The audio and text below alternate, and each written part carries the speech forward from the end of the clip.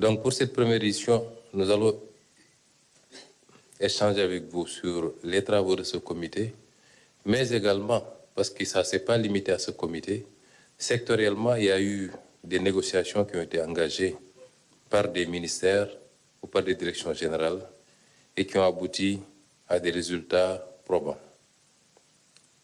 Et donc, sur l'ensemble, et sans être exhaustif, parce que le temps ne nous aurait pas permis de revenir sur tout, il y a ce que le comité a lui-même fait. Il y a des travaux aussi qui ont été initiés par des ministères, notamment le ministère de l'Énergie, le ministère de la Direction générale du patrimoine bâti, le ministère des infrastructures, le ministère des télécommunications, le ministère de la Direction générale de la LONASE, le ministère de l'Agriculture et le ministère de l'Hydraulique, entre autres. Et je vais donner la parole à certains d'entre eux pour expliciter ou compléter sur certains aspects.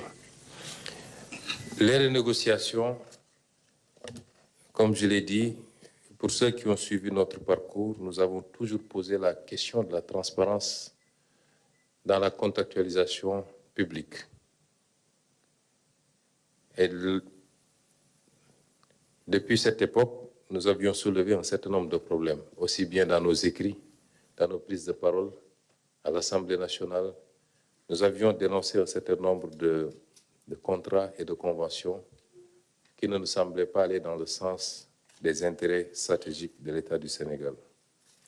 Dès l'accession au pouvoir du président Bassirou Diomaye Faye, les premiers actes qui ont été posés consistaient justement à dénoncer des conventions qui ont été signées durant ce qu'il est convenu d'appeler la période critique.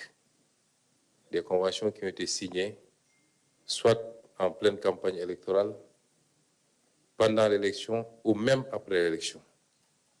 Des conventions ont été signées à la va-vite et ces conventions n'ont pas été signées dans l'intérêt du Sénégal. Je peux en citer 3, mais je voudrais faire une précision avant de commencer à citer. S'il nous arrive de citer nommément une structure, ce n'est pas pour la porter en épingle. Je veux dire simplement que nos partenaires ne sont pas forcément les fautifs dans ce qui s'est passé. Ceux à qui on avait confié la responsabilité de conduire ou de défendre les intérêts du pays en bon père de famille sont les principaux responsables. Un homme d'affaires, comme j'ai l'habitude de le dire, reste un homme d'affaires. Si vous lui donnez 100%, il prendra 100%.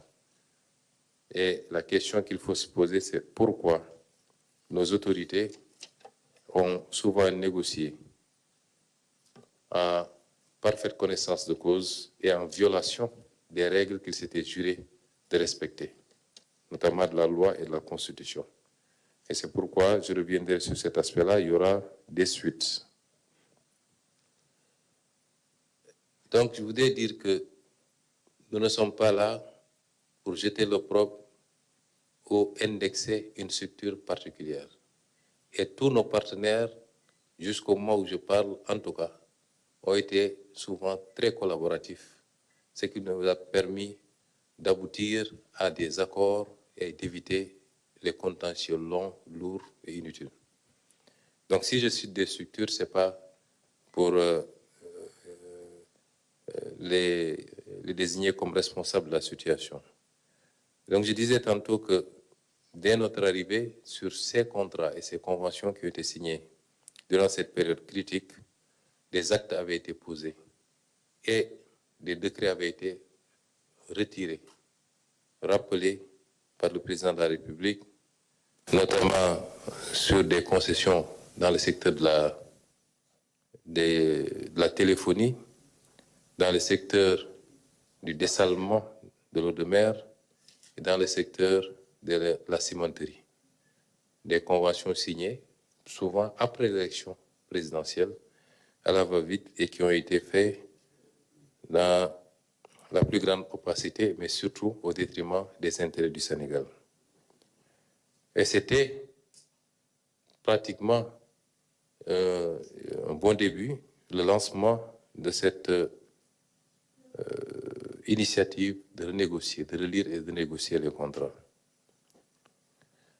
J'ai mis donc en place ce comité qui n'a pas de limite dans ses compétences relativement aux domaines qu'il doit examiner. Tous les domaines de la gestion publique peuvent être examinés, réexaminés par ce comité et en tirer toutes les conséquences. Ce comité a travaillé sur beaucoup de thématiques et comme je l'ai dit, on va revenir sur ces thématiques. Le comité a travaillé d'abord sur le secteur minier. Le secteur minier est un secteur à problème. C'est un secteur où il y a eu beaucoup de choses qui sont passées, comme on le sait. Et le comité a prioritairement travaillé sur ce secteur et a examiné les contrats et les conventions signés avec un certain nombre de structures. La première d'entre elles, c'est les industries chimiques du Sénégal, les ICS. Le comité a travaillé à examiner cette convention et parallèlement, il y a eu une mission d'inspection de l'inspection générale d'État qui a abouti quasiment aux mêmes conclusions que celles du comité. À la différence que le comité a travaillé à identifier les manquements, à les chiffrer particulièrement avant de proposer des axes de renégociation. Les constats qui ont été établis, c'est que durant tout le temps de ce contrat, le Sénégal a été lésé gravement et le manque à gagner a été chiffré à 1075,9 milliards. Je n'irai pas dans le détail des types d'infractions ou de manquements constatés, mais entre autres, nous pouvons relever le non-paiement des taxes et redevances, pourtant dues, parce qu'il y a eu des exonérations fiscales qui ont été allouées à cette entreprise sur des bases légales inexistantes, de la simple volonté d'un ministre qui se lève et qui signe un pacte avec la société pour l'exonérer. Je rappelle qu'au Sénégal, et peut-être comme partout dans le monde, l'exonération ne peut découler que de la loi, et uniquement de la loi. Et même dans ce schéma-là, les redevances n'étaient pas concernées. Et tout ceci constitue des manques gagnés substantiels. Aussi bien pour les avantages fiscaux et douaniers indus, mais également, il y a eu des opérations qui ont privé l'État du Sénégal de sa participation dans ces sociétés, sur des bases erronées et fausses. Peut-être que de manière beaucoup plus ponctuelle, nous aurons le temps, les ministères sectoriellement auront le temps de revenir sur ces questions de manière détaillée, mais l'État du Sénégal était actionnaire est passé presque d'actionnaire unique, en tout cas principal, à être totalement expulsé de l'actionnariat pour revenir se faire réattribuer une participation de 15%. Ceci a généré également un manque à gagner qui a été chiffré. Il y a eu des abandons de créances que rien ne justifiait au profit de l'entreprise par l'État du Sénégal également. Tout ceci a été évalué à 1075 milliards sur la période couverte par l'examen. Nous avons demandé d'en tirer toutes les conséquences. Pour les redevances, à hauteur de 200 et quelques milliards, nous avions demandé au ministère de l'Énergie, qui a fait le nécessaire, que cela soit notifié à l'entreprise et des mesures conservatoires avaient été même prises allant dans le sens de bloquer les comptes de l'entreprise et de l'obliger à payer ce qui est dû à l'État du Sénégal. Nous avons décidé également de résilier. Ce ne sont même pas des résiliations,